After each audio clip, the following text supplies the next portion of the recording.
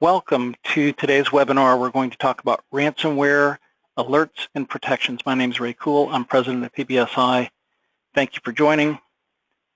We will be efficient with time and we'll move quickly. So this content is interesting, informative, we think, and we continue to update this content. So both the handouts that you'll receive as attendees and also the content of the webinar, lots of new things that we encounter on a daily or more than daily basis we try and add to our training materials. So we're going to talk briefly about the problem of ransomware, the protection tools that are available, best practices, some new information that we've consolidated to help give an employee a handout, a one-page handout to help them learn how to be aware and to spot potential bad emails. And then we'll see a demonstration of some current ransomware protection tools that have become more and more important. So moving on, some of you, thank you very much, many of you have been clients and friends of PBSI for many years. Some of you are new clients, and some, this is your first exposure to PBSI. So I'm the president of PBSI. I want to welcome you. We have just a fantastic, large, and very experienced staff of folks, and increasingly experienced in IT security. So among our staff, 27 have been with us for 10+ years. Lots and lots of really good people. And those of you who know PBSI know you don't care about Ray, you care about all the other folks. So from the information we've learned, specifically in security, we share today. So I know that some of you have encountered a ransomware issue, and I'm sad for that. But what we want to do is help those who have not yet or have protect and learn how can we mitigate damage when it occurs and minimize the likelihood that it will occur. I will say there is no protection on earth that will protect you from ransomware, because ransomware does result most commonly from a click in an email or opening an attachment in an email. And though lots of things can be done, we'll talk about those to prevent the emails from getting to you, not all will be prevented. So the most important thing that we can do is to make sure employees are educated as to what not to click. So, and then we need to have tools in place to, if that occurs, to make sure that the damage is minimal and unimportant and short-lived. So, internet, everyone knows, is a dangerous place. Ransomware, most of you know, I believe, is malware delivered by email. Almost always it can be delivered by clicking a link on a website, but typically by email, where you click or open an attachment. And the result immediately is your C drive is encrypted, not necessarily all the files, but the ones they would care about. They extend that then, most of them, to look for all connected drives on network shares or cloud shares and try and encrypt anything that they can see. And it's as fast as can be done electronically. So the immediate solution when somebody is infected is to turn off your computer at that moment, unplug cables. So we don't want to get to that point. We're not going to talk about unplugging things, but that truly is the very first thing. If you're affected, that's what people need to do. So then you receive a email that says you've been infected, pay us some money to unlock your files. So what do we do to prepare, protect, and resolve? So traditional security measures, which we'll talk very briefly about today, include an appropriate firewall, a must for every organization, antivirus running on all your PCs, auto patch updates for all your Windows and other applications, and make sure that you have a multi-layer defense with software at the firewall level and at the PC level and at the server level. So employee education will be a key to our conversation today. This is an area where you simply can't afford to allow staff to be uneducated. We all have responsibility, and our risk is as great as the least educated of our staff. So, and we'll look at the protection tools that are available. So, ransomware, difficult problem. Very briefly, I won't go into detail here, but the basic security measures are exterior protection, where we have a firewall that's actively managed with appropriate software, and it's trying to prevent things from coming into the building. We don't want this malware or any other hacker activity to penetrate as far as our servers and our PCs as before their first encounter. We want them blocked at the exterior. On the interior, we need to make sure our wireless and our intrusion protection is in place. And there, of course, there are details. We're not going to talk in detail about these today. On the desktop, it's important that our antivirus and our patch management is up to date. And these are quite simple and straightforward. If you're not certain that you have these tools well managed today, please contact us. Although many of you are PBSI security clients where these things are being handled for you by PBSI. Employee education, written policy is important. So what we'll provide for all of you today will be a component that you can use freely. We give you free permission to use any of this content. It's created by PBSI, but make sure you have written communication. But that is not enough. We're all humans, and people don't read documents necessarily. They don't read emails. You can't say, well, we just sent them an email about this. So you have to figure out among your staff what's the best way to make sure that folks are informed in such a way that they really understand. I have to pay attention when dealing with electronics, particularly email and web use. So then we'll talk about online monitoring as one component, and this really is three things. We're going to look briefly at each of these today. The monitoring, so that if there is an event, it's immediately identified electronically by somebody watching it on your behalf. PBSI does this. You may have another provider that does this. Perfectly fine, but monitoring is really important. Appropriate backup technology, and there's some really recent advances in backup technology that's important for ransomware to encrypt and separate backups so that ransomware cannot get to anything more than our current workstation. And then breach intelligence, another new tool, really important. I'll show you how this works, where breach intelligence allows a scan to be run across your entire network, and it learns and presents to PBSI, if we're running the scan, presents to you all the areas where you have data that's available to a hacker. Really important. So this is about understanding in advance, what do you have of data that really, if you were hacked, what would be accessible? So these are the fundamental layers. There are two screens that I have to cover related to security training. I am not going to discuss this one, but you will get a handout with a bit more detail from this slide, which I would say is the big picture, that if I'm an employee, I need to understand no downloads, no screensavers, be careful with attachments, be careful with links, secure my workspace, protect passwords and wireless, and understand what is and isn't permissible to deal with as far as data on social media and web storage and email. So these are important, and if you haven't had complete education in this area, contact us. We're happy to help. But today we're going to focus on just one section of this, and that is evaluation of emails for potentially damaging, quote, bad emails. So principle number one, understand and ask the question, is this email solicited or unsolicited? Unsolicited email would mean it's unrequested and unexpected. So you can receive an unsolicited email from, quote, PBSI, and it might not be from PBSI, so you have to evaluate anything that's unrequested or unexpected. So you receive a security webinar invitation from PBSI. I believe that's expected. You know that we do this. It's not out of line. It's not out of character. But you receive a free offer for a discount at McDonald's from PBSI. That is certainly in the category of unsolicited and should raise red flags. So even if you know the sender, ask, is there anything unusual about this email? So one of the things you can do is hover over the sender name on an email and confirm that the email address.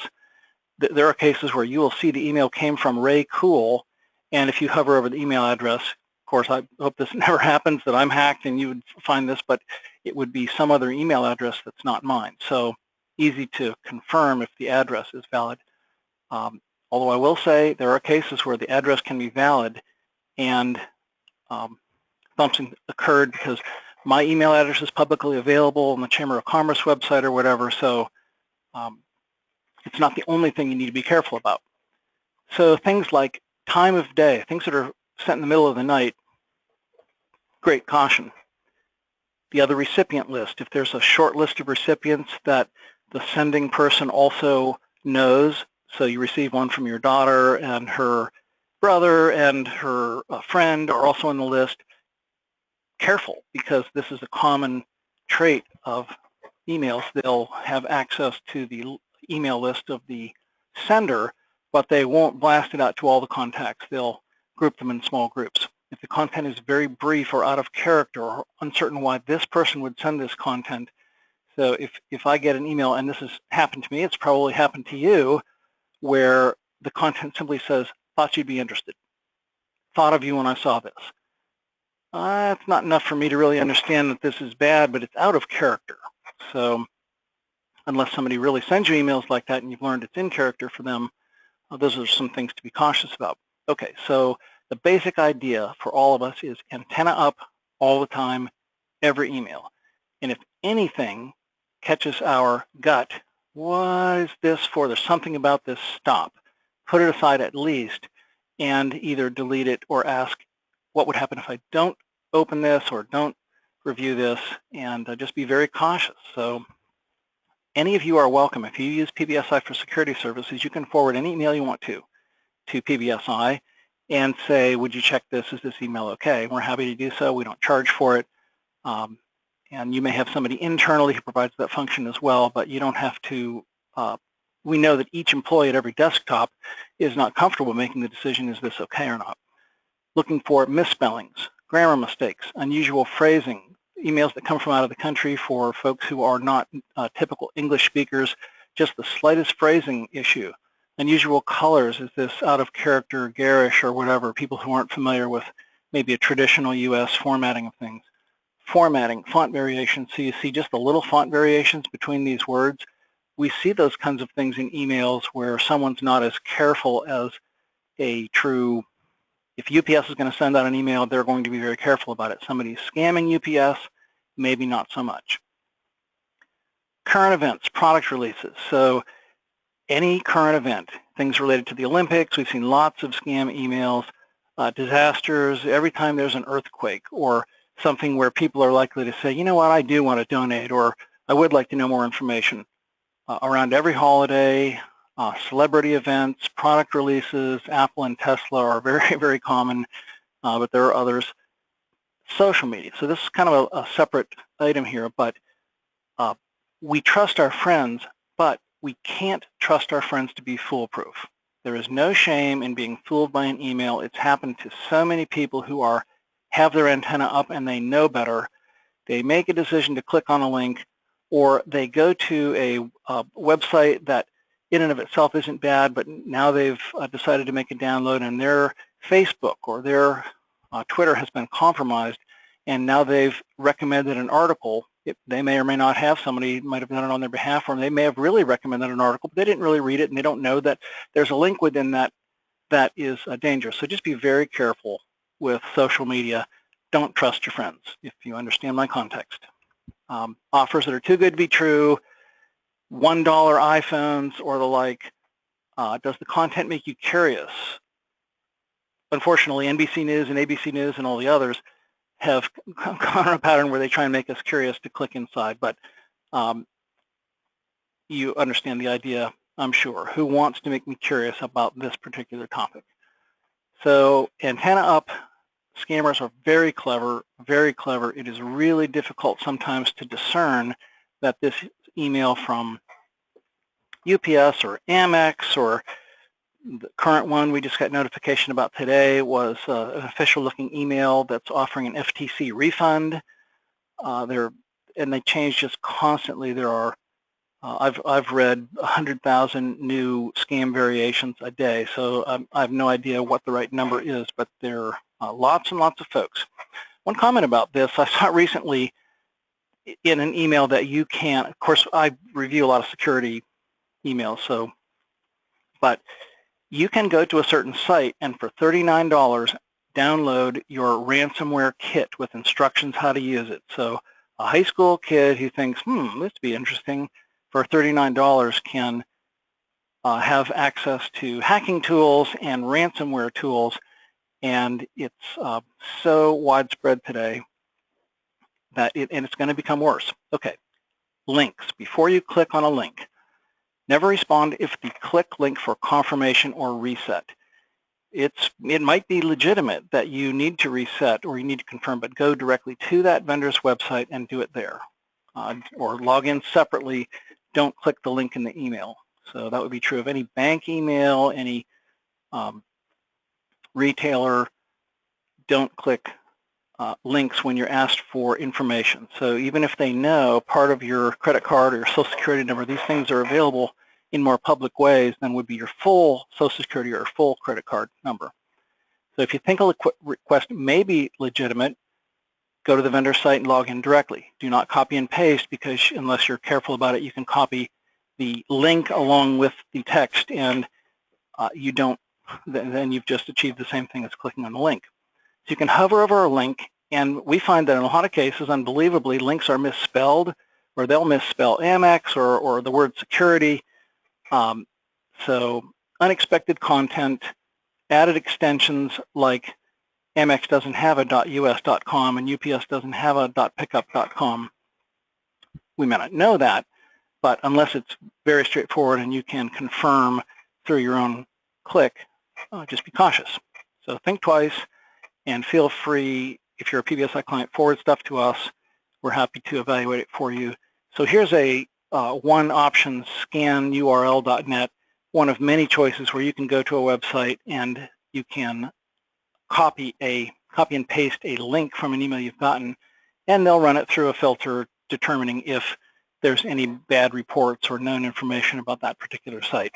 So that's not foolproof either, because URLs are created every day and they may not yet have shown up on a tracking site. Okay, recent information. So the handout that you're going to receive has a lot of detail about recent spoofs. We've only listed a few of these here. IRS, want to confirm your PIN number, your Apple account, or there are others, your account needs renewal. Long-standing but still very irregular, resume attached. Well, I was looking for an employee, or I wonder why my friend is sending me a resume. Don't open resume attachments unless it's solicited. So that's true of attachments in general. Just be really cautious. I've seen it recommended that all companies go to a procedure where nobody sends attachments anymore. And you're seeing less of this from PBSI. Eventually, you'll see no attachments being sent in emails at all from us, because attachments are so difficult to be certain that they're protected. Okay, another Social Security, set up your account online. It's actually not a bad idea to go to Social Security and set up your account online, or anybody who has your information might beat you to the punch and they'll be receiving your Social Security information, but don't react to an email that says, set up your account online. Pokemon Go, I guess, has been really popular, and someone successfully Trojanized legitimate sites where you can download this app, and they've had lots and lots of issues related to anybody using Pokemon.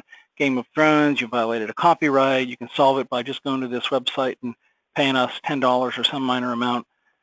Don't do it. Recently, one of the first times we've seen a text that has been a scam, or maybe not first, but this has been less frequent. You get a text from Google. Google's detected unusual activity. At the same time, the reason they do this, Google is sending a password reset request. So now you get your reset request really from Google. Along with this, Google has detected unusual activity, but the reset request has been sent by the scammer. I'm not sure the exact process, but anyway, if you see from Google unusual activity, you can go to Google and log in, but don't click on, don't respond to that text. So, and there are many more examples now of fake Wi-Fis. Public Wi-Fis are dangerous places. You open yourself up unless you use a tool. I use a tool called Dashlane, which encrypts all of my traffic when I'm on a public network. But Google, Starbucks, you'll see names of free addresses. Nothing to prevent a hacker going to an airport and providing free airport Wi-Fi as a name of their hotspot, and all of a sudden now they're watching all your traffic and capturing your passwords. The Trump Wi-Fi successfully got 1,000 attendees at the Republican National Convention to use, and nobody's exactly sure what was gained, but these are politicians in various levels of government, and they were scammed, 1,000 of them, by this Trump Wi-Fi. So as I say, no shame. It happens to everyone. You just simply need to be very, very aware. Okay, so hopefully this is helpful, and there's more detail in an attachment that you'll receive. So now I'm going to move on.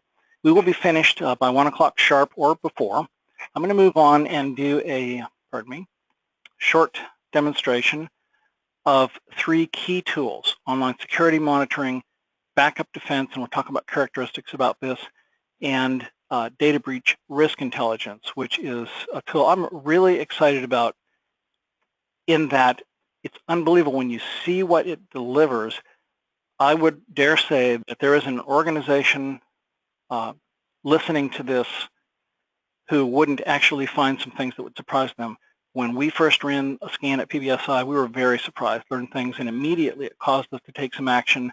And we feel like we're pretty security conscious, very security aware. But what you don't know is you don't know whether your office manager is as aware, and whether the behavior of your clinical staff or whoever it is has followed the same risk management practices as your IT manager or your CFO, who may be more aware. Okay, so I'm going to connect online now, and we're going to look quickly at online monitoring, which is the first basic component. So the term managed services is familiar to many of you, and many of you use PBSI for this very service. We install antivirus, and we make sure it's auto-updated. We monitor patches. We make sure that on every one of your PCs and every one of your servers, and you don't have to cover all, and some clients don't cover all, every device that's on your network is monitored, and we receive alerts. So I'm going to start by just showing, so here's what happens when our tech staff logs into our dashboard. So here's a list of clients in alphabetical order, and then there's another list below in alphabetical order of clients where there are no current alerts. So these are only the clients where there's some kind of alert going on, because security stuff, it just happens all throughout the day on every PC and every server. So this monitoring is really useful. So I'm going to scroll down, and I'm going to select just PBSI. And so the first thing it does is it's displaying workstations at PBSI. We might look at servers at PBSI. So here are the servers. We have a whole bunch of different kinds of servers, and basically what the dashboard and what the technicians are looking for is green. They don't want to see red, and they don't want to see yellow. And the colors are probably obvious. And in each category, we can identify what does this mean? This particular device has this product called web protection, and this other one doesn't, and so forth. So we can see which of these devices has online managed backup on that server. So on a server level, we can see performance things. I'm just not going to spend much time on this. We can see whether memory's utilized appropriately, whether processors are busy or not busy, and so forth. But we can also see physical things. If a hard drive is behaving correctly, that will report successfully. If a hard drive is getting full, that will report. And then there are other security-related things. So up here on the top is the north pane of this dashboard. Not that you would use the dashboard, PBSI staff stuff, and a device is selected in the north pane. And then in the south pane, I'm scrolling through the various things. So there's a web protection agent running, and if there were a message about it, I'd see the message. Disk space changed, so this changed 0% yesterday. So it's not unusual to see a 1% change or a 2%, but if your disk space changed by 12% in one day, unless it's something that's a very, very new unit, then we're going to ask the question, wait a minute, what's going on there? So, and the status of antivirus and so forth would be identified. So servers are monitored, very important. Any security alerts or performance alerts or physical alerts would be displayed. So now here are all the workstations at PBSI, and I can scroll through these and select any one, or in my case, I'm going to look for any workstation that has the name Ray. So this, in fact, is Ray's desktop. This is the machine I'm using right now and demonstrating. So this is my Microsoft Surface. I could click on that. So on my desktop, what's going on? Here are the checks. Everything seems okay. If I wanted specifically to look at the status of antivirus, I could see that. I won't bother waiting for that, but I can see the status of patches. So you can see on my PC that all the patches out there are installed except for one new one, which happened today because it wasn't there earlier this morning. and then here's something it attempted to install and failed, which happens, and it'll be reprocessed, but basically the monitoring dashboard keeps these patches updates and reports each time that they're not. We can see how much memory is on a particular PC. We can see the status of web protection and how many. So on my PC, August 24th, there were 355 malicious site requests. All of them were blocked, 364 the previous day. And you ask yourself the question, wait a minute, PBSI has a firewall, blocks incoming requests. Where are those coming from? They almost certainly, and I do very little on the web unless I'm very specifically attending to a function, but generally speaking, if you receive an email and it has a link in the email that could be bad, and you don't, even if you don't click it, you're exposed to a malicious site request. So it's kind of frightening. Nothing happened, there was no damage, but it's interesting information. So anyway, online monitoring, there are checks being run and technicians paying attention. So here on my home PC, there is a pending update on that particular software. So this is the way it works. You don't have to fool with it because somebody at PBSI is. So when a virus event occurs, if somebody clicked on the wrong thing, and whether it was ransomware or some other kind of virus, something red would happen. It would flash to the top of a dashboard, and before your staff person is aware or reporting, chances are we're contacting you and saying, unplug that PC or whatever other instructions. So the value of a monitoring staff is useful. Okay, so ransomware specific tools. Two tools we're going to look at. One is online backup, and how does that work? So if we have a device set for online backup, we can choose what devices, what components get backed up. So most of you, particularly long-standing PBSI clients, you've had the historical gold standard of removable backup with a rotation. So you have removable hard drive cartridges, or on older servers you might have removable tape drive cartridges. You may have a rotation of removable USB drives, but that's been the historic gold standard, where you have yesterday's backup physically removed, taken off site, and that is still a legitimate gold standard protection, or at least it's near gold. It's not as real time as the availability of online backup. So there's nothing wrong with this physical backup, particularly those of you, and virtually all PBSI clients would be in this category. We've made sure that your backup is encrypted, so that if that removable device were lost or stolen or compromised, the data would be useless. If it leaves our building, it must be encrypted so that someone can't open it. Okay, so online backup, what it's doing is, I see here on the 24th, it would always be starting yesterday here, backup was successfully completed. If we see a green line above that space, that means successful. Gray means not yet.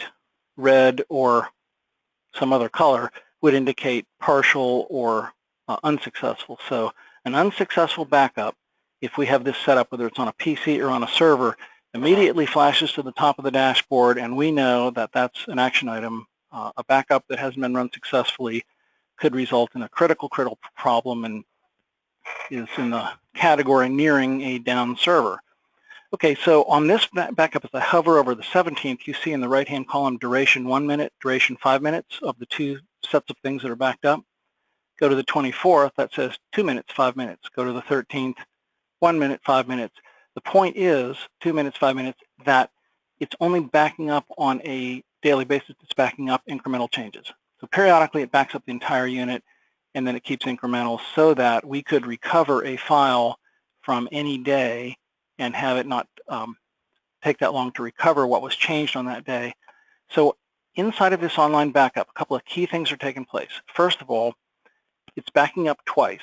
So I'm going to introduce the idea of what we call local speed vault. So I don't know how other vendors handle this, but I'm going to go to this Preferences tab, and I'm going to show you how we set up an online backup using local speed vault. So we identified that there is a device. It could be an internal hard drive, but usually we set this up as an external cartridge or a USB drive, but there is a folder which is probably several gigabytes in size, where when online backup is initiated, it's initiated first to this local drive. So what does that do? It allows the server or the PC to back up at maximum speed. So the backup time, instead of backing up to the cloud and taking who knows how long, it's going to back up in minutes or a much shorter period of time. Then, after that backup is complete, it's encrypted and protected. So it's not immune, but virtually immune because of the encryption level used. It's NSA level encryption. It's a file type that most malware products wouldn't even try and deal with. They're looking for data files, they're looking for Word files, Excel files, and so forth. So this D drive is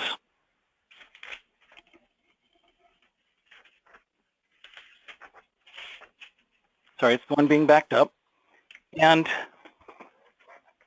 we can drill into that and see exactly what's backed up. But so first of all, there are two sets of backup. One is on the encrypted drive, and one is on the cloud. So the cloud takes as long as it takes after it goes to the local drive. So another thing that happens here is we can set up a filter that says here are the things to exclude from the backup.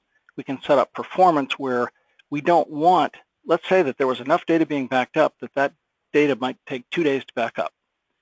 We don't want that to limit our bandwidth, so we can say, I want to limit bandwidth between this time of day to a certain amount of our bandwidth. So don't use any more than 10% of our bandwidth to do the cloud backup. And we know that this can be done without error, without impacting our daily operations. So the keys here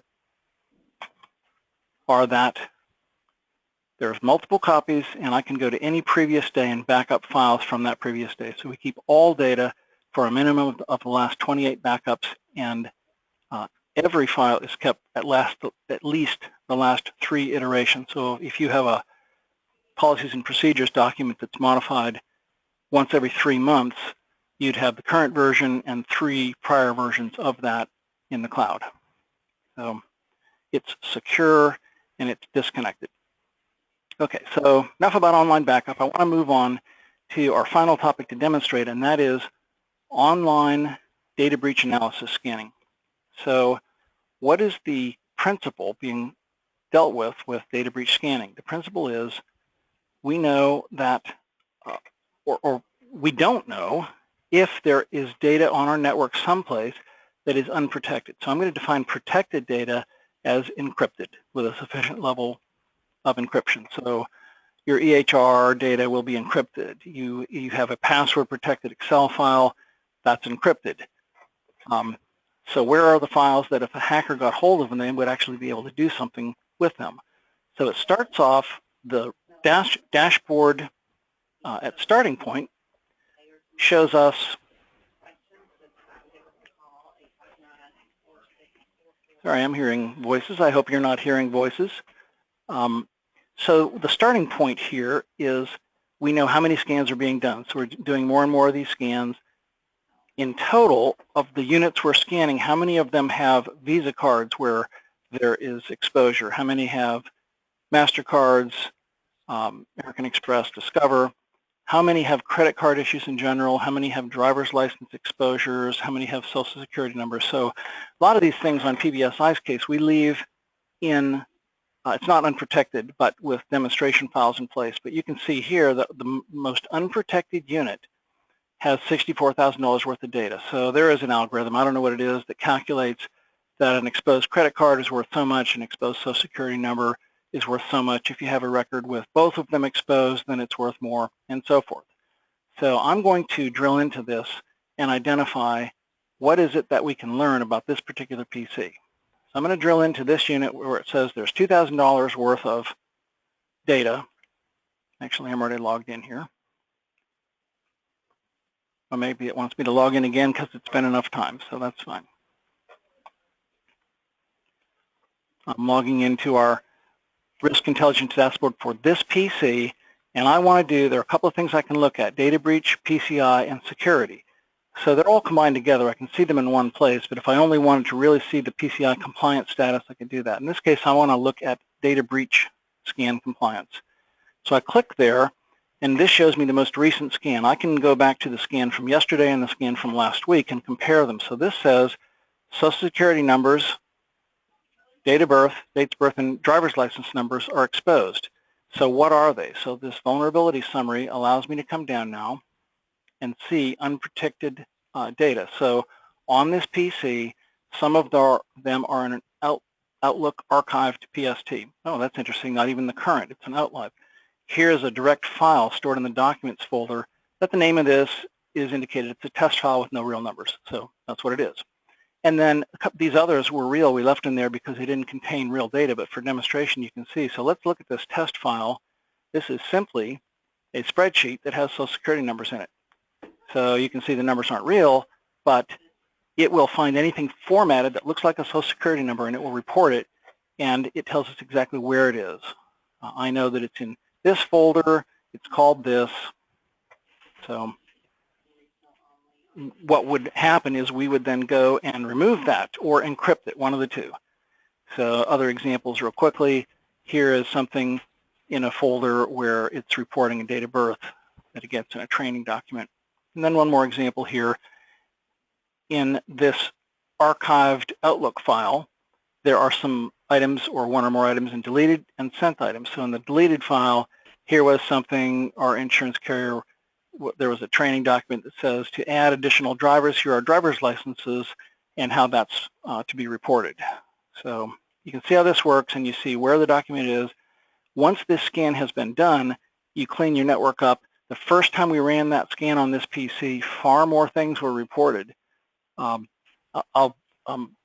Sharing this with permission, our office manager's PC, when we first ran this scan, we chose a selected group of PCs, and we found on the office manager's PC a list of what appeared to be unencrypted credit card numbers. So it doesn't mean they've been hacked or scanned or anybody has had access to our PC, but our policy at PBSI is we do not keep credit card numbers electronically. We write them down and we store them in a locked drawer. So we saw this. I was with our technical manager, and we both looked at each other and walked into Lori's office and said, Lori, tell me that this isn't true. And she said, well, actually, yeah, am I not supposed to do that? So it's just a great example where this is a good person who's astute and paying attention, simply wasn't aware or didn't make the connection between the requirements. So we encrypted the file and eventually removed it. But so this is how it works. So the security scan presents the data, and then it can be set to be a one-time scan, everything's fixed, and then do another scan a year later, or it can be set to be once a quarter, or you can have it be recurring, where for $3 per month per PC, very low amount, you have this scanning set up, and it reports to a dashboard in the same way that all the other items report to a dashboard, and security events from scans flow to the dashboard where our tech staff is being notified on a daily basis and alerting clients. So this is hopefully helpful in understanding that a couple of these tools are really, really valuable, and they're not terribly expensive. So the backup software, it encrypts, it's redundant, there are alerts built in. The risk intelligence scanning identifies, and I didn't demonstrate, but you can do a HIPAA compliant scan and a PCI compliant scan, because some of our clients, HIPAA compliance is critically important. Some clients, PCI, if you do a lot of credit card transactions and you've certified that you're PCI compliant, this will actually nail down every single thing that an auditor would never find, because an auditor doesn't have access to your network that this scan does. So a couple of tools that be worth looking into if you're not already covered in that way. So we're finished with content. Except for a short wrap up here, I think it's clear to all of us, you wouldn't be attending this webinar if you didn't have this understanding that security is important, and the world on our desktops, each of our desktops, is getting more dangerous all the time. And if something happens, we will not be able to claim, I didn't know. Not anyone who's responsible for HIPAA compliance. Oh, I didn't know that was a rule. Oh, I didn't know that kind of data was stored there. It's just not, it's not an acceptable answer. We are responsible to protect the data that we keep. If we're a medical office, we're responsible to protect that patient data. If we're an employer, we're responsible to protect employees' social security numbers and so forth. And the same is true with other client data. So there are solutions.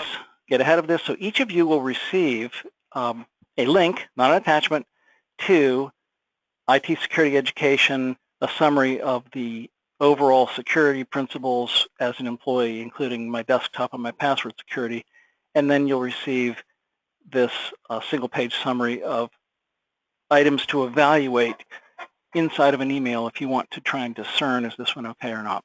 So there are many services that we can offer. The purpose of this webinar is not to sell services, but to provide information that hopefully is helpful. Whether you use PBSI for services or not, we continue to try and share from what we've learned so we can help clients succeed, avoid issues, and I want to thank you for your attendance and for your partnership. We are finished, and I want to thank you for your time.